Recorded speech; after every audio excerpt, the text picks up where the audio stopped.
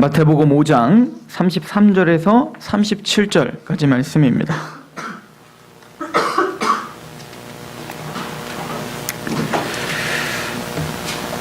제가 봉독하도록 하겠습니다. 33절입니다. 또 옛사람에게 말한 바 헛 맹세를 하지 말고 내 맹세한 것을 주께 지키라 하였다는 것을 너희가 들었으나 나는 너희에게 이르노니 도무지 맹세하지 말지니 하늘로도 하지 말라 이는 하나님의 보좌이며 땅으로도 하지 말라 이는 하나님의 발등상이며 예루살렘으로도 하지 말라 이는 큰 임금의 성이며 내 머리로도 하지 말라 이는 내가 한 터럭도 희고 검게 할 수 없음이라. 오직 너희 말은 옳다 옳다 아니라 아니라 하라. 이에서 지나는 것은 악으로부터 나느니라. 아멘. 기도하겠습니다. 신실하신 하나님이 자격 없는 우리를 신실한 성도로 불러주시는 줄 믿습니다. 하나님이 오늘 말씀을 통하여 우리의 죄악된 거짓된 그 우리의 죄들이 드러나게 하시고 통회하게 하시며 또 하나님이여 하나님의 뜻을 바로 알아 우리의 삶이 변화되게 하옵소서. 오늘 전한 입술을 하나님 말씀 앞에 겸손케 하시옵시며 듣는 하나님의 백성들의 귀와 그 마음을 여시옵소서. 예수 그리스도의 이름으로 감사하며 기도하옵나이다. 아멘.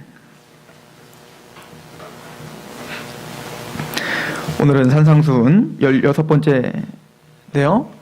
맹세에 대한 하나님의 말씀을 보려고 합니다.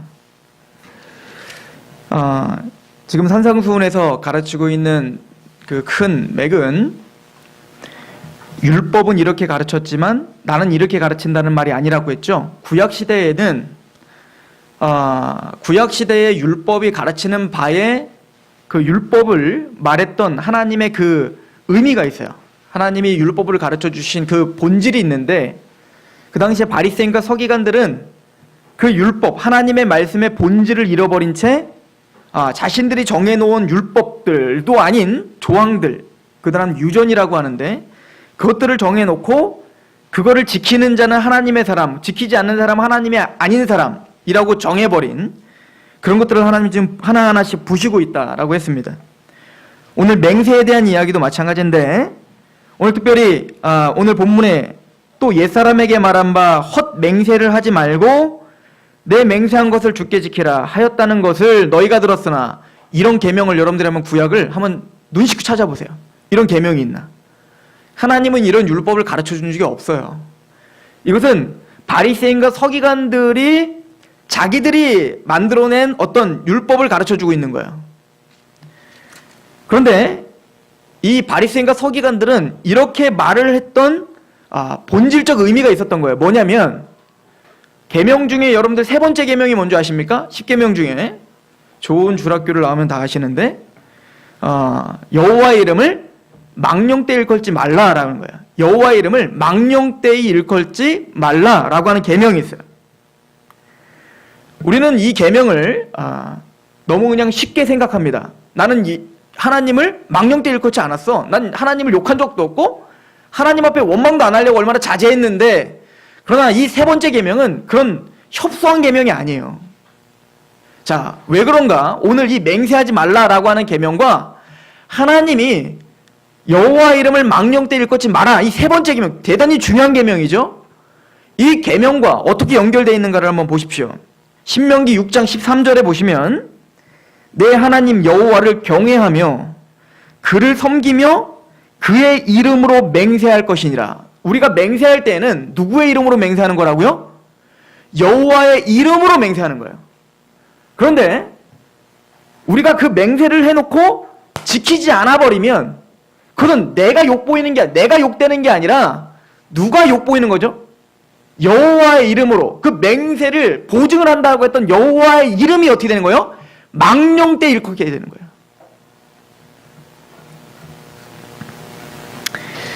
우리는 우리의 입술의 약속들, 서약, 맹세 이런 것들을 대단히 가볍게 여기는 시대에 살고 있습니다.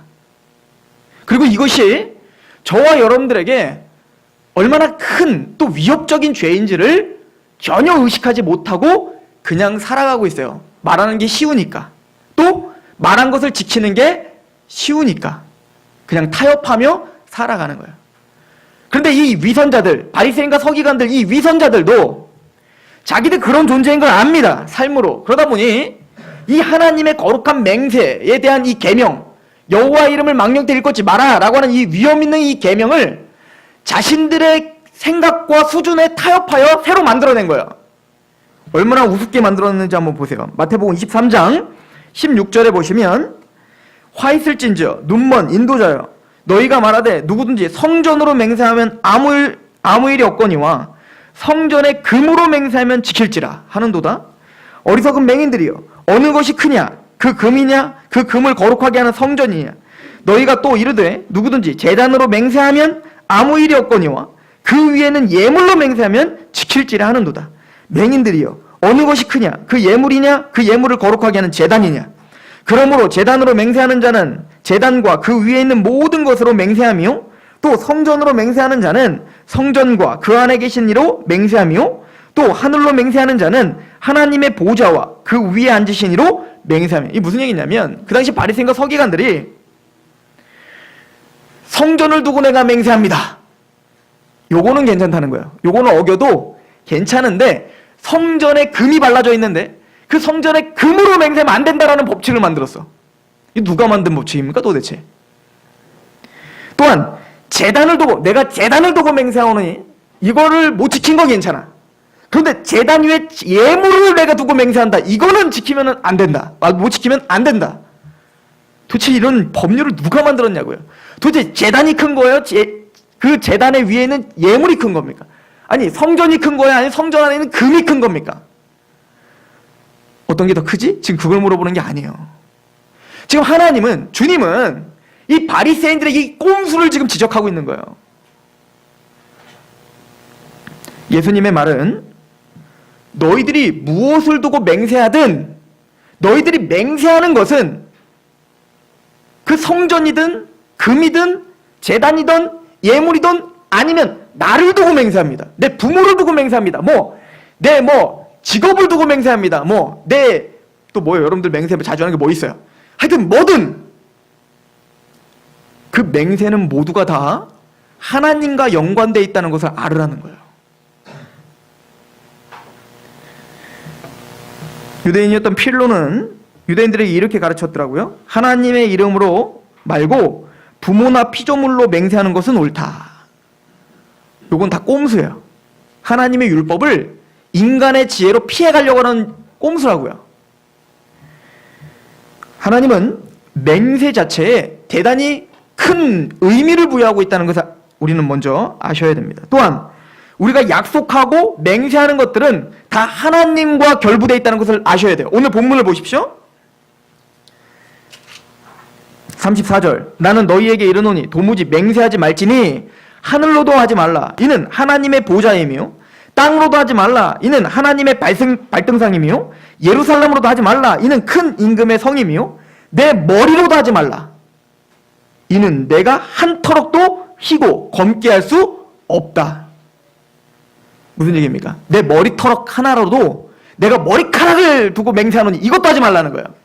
왜냐하면 저와 여러분들은 머리카락 하나를 시게 하거나 노랗게는 요즘 많이 하긴 하는데 꺼먹게 하거나 이렇게 할 수 있는 권능과 권세와 그 힘이나 아무것도 없다는 거예요. 내 지나온 세월, 내가 지금 쌓아놓은 부, 내가 지금까지 쌓아놨던 어떤 인덕, 이 어떤 것으로도 맹세하지 말라는 겁니다. 왜냐하면 그 모든 것은 네가 만들어낸 게 아니라 다 누구의 은혜라는 거예요? 하나님의 은혜이기 때문에 무엇이든 내가 뭘 걸고 내 생명을 걸고 맹세합니다. 이런 것들, 그 생명이 누구 겁니까? 내 게 아니에요. 하나님 거예요. 그래서 무엇이든 여러분들이 마음을 다하여 내가 맹세할게, 내가 약속할게, 내가 서약할게 라고 하는 것은 모두가 다 뭐와 연관되어 있다? 여러분 것이 아니에요. 다 하나님과 관계된 것입니다. 이렇게 되면 이제 심각해지기 시작하는 거예요. 분명히 오늘 뭐라고 하냐면 이 맹세를 어기는 것, 죄악이다. 악에서부터 나오는 것이다. 죄악이다 라고 말하고 있다는 것에 우리는 관심을 기울여야 됩니다. 제가 안산에 있을 때 한 청년과 그 안산에 그 인사가 있어요. 인사가 뭐냐면 언제 한번 교제해요. 언제 한번 교제합시다. 이게 인사예요, 꼭. 그게 아주 그냥 뭐 유행어예요. 그래서 저도 거기에 이제 익숙해지다 보니까 언제 한번 교제합시다. 언제 한번 밥 먹읍시다. 인사하고 다녔죠. 그랬더니 갑자기 어떤 한 자매가 저한테 전사님 언제요? 이렇게 보는데 제가 당황하고 있는 거예요. 당연한 거 아니에요? 언제 한번 밥 먹읍시다. 그랬는데 이쪽에서 언제 먹을까요? 막 수첩을 꺼내. 근데 거기에 내가 막 당황스러운 거야. 전혀 겪어보지 못한 걸 부딪힌 거죠. 우리가 얼마나 헛된 맹세들을 하고 있는가. 헛된 약속들을 하고 있는가. 얼마나 많이 공언을 하고 그것을 어기는 것을 아무렇지도 않게 여기는가. 하나님 그거 지적하고 있는 겁니다. 이것이 하나님과 저와 신앙적인 관계, 영적인 관계로 얽혀 있다는 것을 아십니까? 우리는 불신의 시대에 살고 있습니다. 국가 간에 어떻습니까? 세계 열강들이 내가 너를 지켜줄게, 우리 같이 협약 맺자 이렇게 하다가도 자국의 이익이 있으면 언제든지 배신할 수 있는 세계에 우리는 살고 있죠. 국가는 어떻습니까? 대통령과 정치인들이 이제 선거라 엄청난 공약들을 쏟아붓고 있습니다. 믿으십니까? 안 믿으시잖아요. 이제 싫잖아요. 공약 자체가 답답하시잖아요. 이번 주에 이슈는 불신이더라고요. 세월호 참사로 인해서 많은 사람들이 이제 국가 믿지 못하겠다는 거예요. 또 그 국가 매뉴얼 믿지 못하겠다는 거예요. 법률 믿지 못하겠다는 거예요. 대통령 믿지 못하겠다는 거예요. 그런데 참 아이러니하게도 서울에서 또 지하철 사고가 났어요. 그리고는 이게 열매로 드러났죠. 방송이 나왔습니다. 가만히 있으세요. 그랬더니 가만히 있다가 어떻게 됐는지 아니까 다들 어떻게 했다는 거예요? 다 억지로 막 문 열고 뛰쳐나왔다는 거예요. 대단히 위험한 일이 벌어졌죠. 그리고는 아나운서는 말합니다. 국가 간의 불신, 국민 간의 불신, 정치인과 국민 간의 불신이 이제 이슈화가 되는 시대가 됐어요. 세월호 사건만 봐도 이미 50년 전에 페리오 사건을 통하여 페리오가 침몰하면서 그때 여러 가지 약속들을 했습니다. 안전 시스템을 구축하겠습니다. 선박 족제를 검열을 강화하겠습니다. 여객선 선장 및 그 선원의 교육을 아주 철저하게 하겠습니다. 그 약속은 여전히 문서로 남겨져 있고 법률화가 돼 있어요. 또 다른 법을 만들겠다고 합니다. 지금 법이 중요한 게 아니에요. 공언이 중요한 게 아니라 그 공언과 그 약속이 어떻게 실천이 되느냐가 문제인 거죠. 그러나 우리는 이미 불신하고 있는 시대에 살고 있는 거예요. 이번 사건을 통해서 많이도 우셨고 많이들도 분노하셨습니다. 그렇다면 물어봅시다. 그런 국가가 우리에게 하는 거짓된 약속, 이것을 지키지 않는 것과 저와 여러분들이 오늘 약속을 해놓고 그것을 지키지 않는 것, 하나님 앞에 맹세를 하고 서약을 하고 그것에 대해서 이행하지 않는 것, 어떤 게 더 큰 죄입니까? 따지려고 하는 자는 이미 바리새인과 서기관들인 거예요. 모두가 죄악이라는 걸 인정하시라는 얘기인 겁니다. 그 분노, 그 국가에 대한 분노, 그 답답함, 그리고 그 답답함과 분노를 그대로 나에게 가지고 오셔서 내가 하나님 앞에, 사람들 앞에 말했던 모든 언행들에 대해서 책임지지 못했던 그것이 죄구나를 깨달으셔야 된다는 거예요. 제가 모든 설교가 그렇지만 이번 설교만큼은 준비하기 너무 힘들었어요. 제가 이 설교를 준비하면서 제가 목사 임직식 때 했던 서약서를 가져왔습니다. 본인은 신구약 성경은 하나님의 말씀이요 신앙과 행위에 대하여 정확무원 유일한 법칙으로 믿습니다. 그럼 과연 내가 이렇게 하나님 앞에 서약한 것처럼 하나님의 말씀을 하나님의 진짜 계시라 믿고 정말 처절하게 연구하고 있었는가를 돌아보게 됐어요. 본인은 본 장로의 신조와 웨스트민스터 신앙고백서 및 대소요 의문답은 신구약 성경에 교훈한 도리를 총괄한 것으로 알고 성실한 마음으로 받아 신종할 것을 선서합니다. 과연 내가 이렇게 선서해놓고 웨스트민스터 신앙고백서를 지금 철저히 연구하고 있고 가르치고 있었는가? 본인은 본 장로의 정치와 건진 조례와 예배 모범을 정당한 것으로 받아 신중할 것을 선서합니다. 내가 과연 이 예배를 또 여러분들을 섬기는 것을 장로의 법칙대로 내가 그렇게 철저하게 하고 있었는가? 본인은 주 안에서 같은 직원된 형제들과 합심, 협력하기를 선서합니다.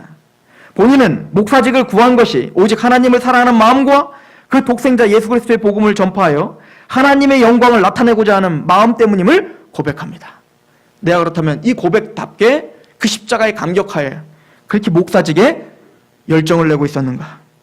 본인은 어떠한 핍박이나 반대를 당할지라도 여기서 이제 무너지는 거죠. 인내하고 충심으로 복음의 진리를 보호하며 교회의 성결과 화평을 위하여 힘쓰며 성실하게, 내가 과연 성실하게 사역했는가? 본인은 신자요 겸하여 목사가 되겠은즉 자신의 개인관계의 책임과 다른 사람에 대한 의무와 직무에 대한 책임을 성실히 실행하여 복음을 영화롭게 하며 하나님께서 나에게 명하사 봉사하게 하신 교회 앞에 경건한 모본으로 보일 것을 선서합니다. 내가 과연 진짜 모범이 됐는가? 몸둘 바를 모르겠어요. 또한 이렇게 한번 따지고 보니까 제가 여러분들에게 약속한 것들이 얼마나 많았는지, 내가 헛되이 그리고 고언들을 얼마나 많이 했는지 돌아보게 된 것입니다. 과연 교회 안에 이 우리의 말 한마디, 약속이 서원이라고 하는 것이 과연 그렇게 진실되게 이행되고 있었는가?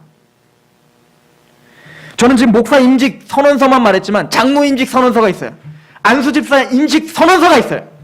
또 서리 집사 임직 선언서가 있어요. 아니요. 여러분들이 모두 구원을 받고 세례를 받았다면 세례 교인으로서 의무를 다하겠다라고 하는 선서가 있어요. 일상적으로 하는 그런 선서를 제해놓고도 우리가 얼마나 많이 하나님의 이름을 망령되이 걷고 살았는가? 한 번쯤 생각해 볼 때가 아닙니까? 약속이 지켜지지 않는 것 때문에 그렇게 답답한 그 심정이 왜 나에게는 그렇게 후합니까? 이게 저에게 주는 경고였어요.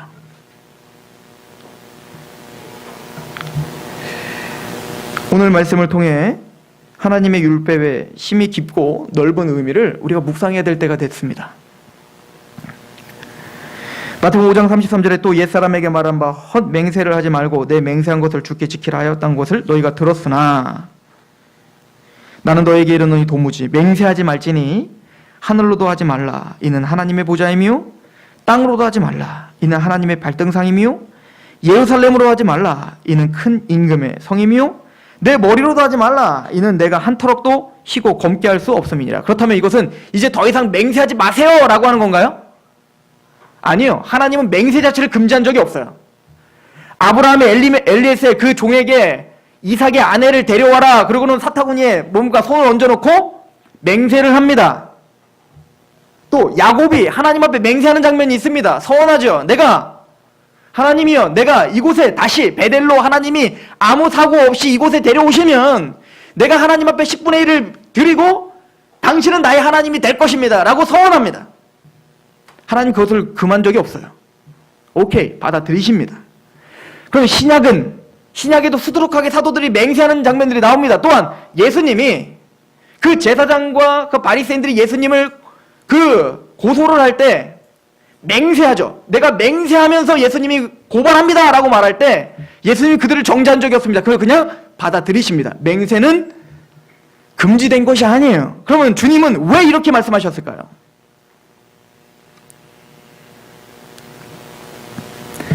맹세와 우리 언행의 그 약속의 중대함을 가르쳐주기 위함이에요. 저와 여러분들은 세상과는 다른 원리와 원칙을 갖고 살아가는 자들입니다. 믿으십니까? 그게 하나님의 백성입니다. 세상, 사탄, 우리의 아비였던 그 마귀는 바로 거짓의 아비다라고 예수님이 가르쳐 주셨어요. 거짓의 아비다. 하나님은 어떤 분이죠? 거짓이 없으시며 신실하신 분입니다. 한 한번 말씀하시면 그것은 반드시 행하고야만 합니다. 그리고는 우리에게 너희는 하나님의 나라의 백성이니 아니면 세상 사탄 마귀의 백성이니 라고 물어보십니다. 그리고 우리는 천국 시민권자입니다 라고 고백합니다. 그러면 우리는 하나님 앞에 서원한 자예요. 이제는 세상의 원리가 아닌 하나님의 원리가 나를 지배하는 자입니다 라고 서원한 자라고요. 그게 세례입니다. 그래서 세상의 원리대로 살았던 내가 죽고 예수님이 부활한 거에 연합하여 살아난 것처럼 이제는 하나님 나라의 원리, 이 산상순의 원리가 나를 지배하는 자이길 원합니다 라고 고백하는 게 성도입니다. 정리되셨죠? 그리고 우리는 맹세한 자들입니다.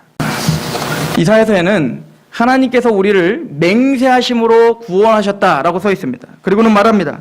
즉 이 얘기는 히브리서에 예수 그리스도의 십자가의 피로 보증하시며 맹세하시며 우리에게 구원의 확증을 주셨다는 거죠. 그리고 그 이사야 선지자를 통하여 말한 것은 그 구원을 받은 자는 하나님 앞에 맹세하더라 라고 써 있습니다. 이 얘기는 뭐냐면 바로 서약인 거예요.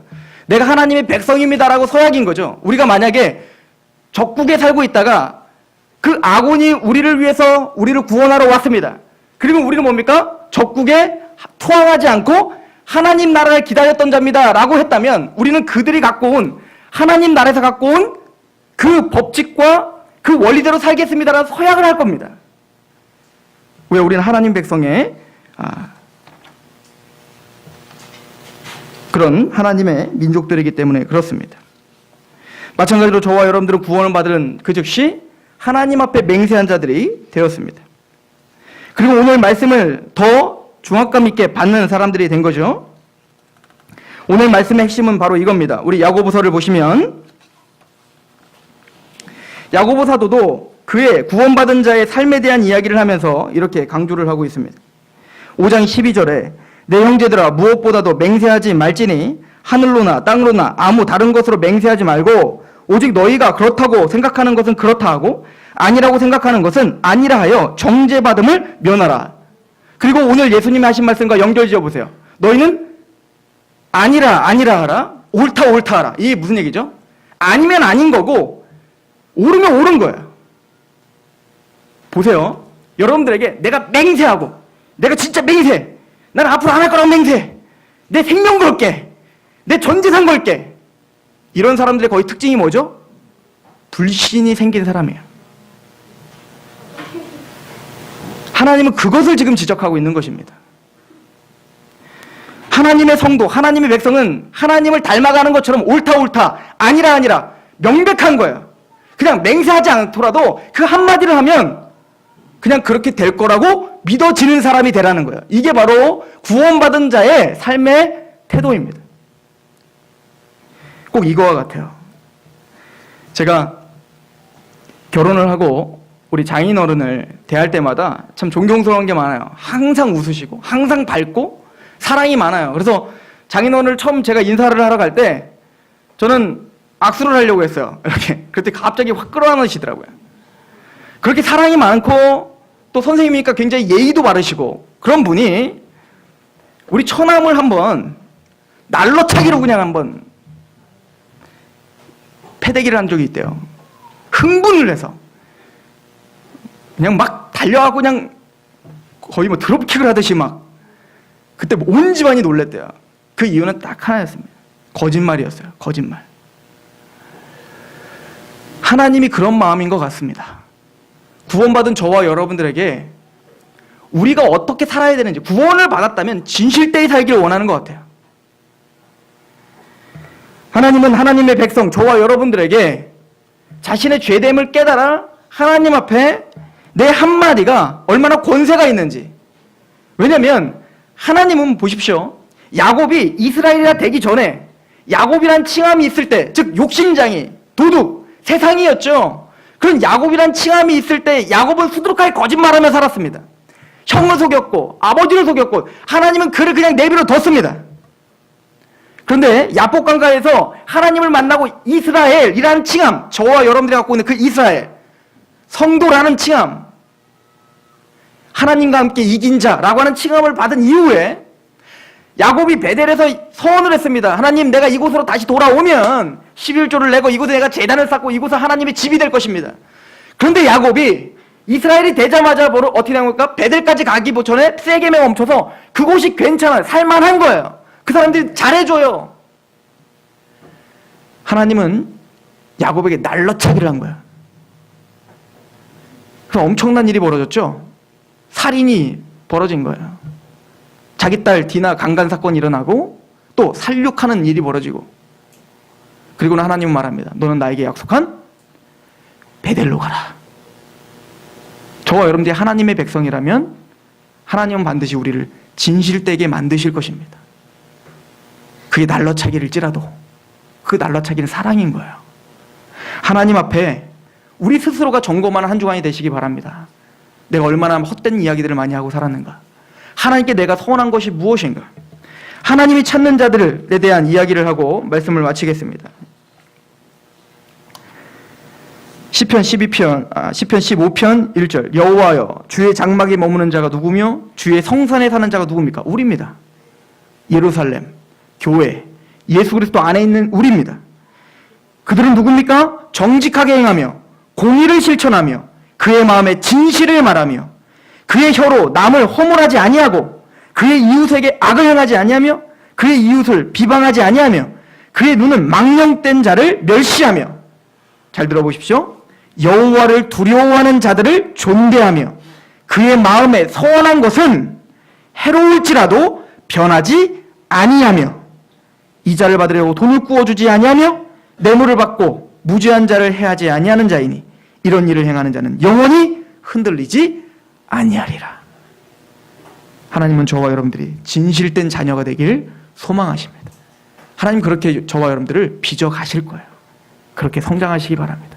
그렇게 이 교회가 저와 여러분들이 한마디를 하더라도 신뢰가 되고 또 우리를 통하여 신실하신 하나님이 비춰지고 보여지는 그런 성도가 되길 소망합니다. 기도하겠습니다. 아버지 하나님, 우리가 교회 앞에, 하나님 앞에